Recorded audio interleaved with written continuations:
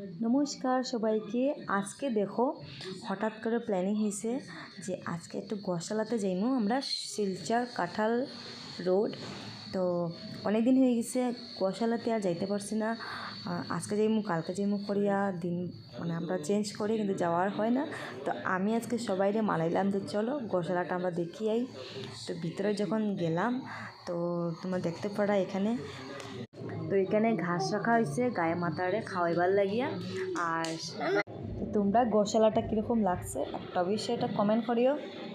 আর এখানে দেখো আমি একটু যখন সামনে গেলাম তখন গায়ে মাতারা যেমন আমার দিকে তাকাইয়া রয়েছে, যেমন কিছু কইতেছে আর একটা।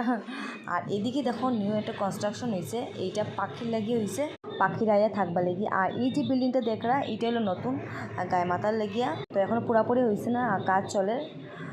ভিডিওটা আমি এখানে শেষ করি, দেখাই পর একটা নতুন ভিডিওর সঙ্গে।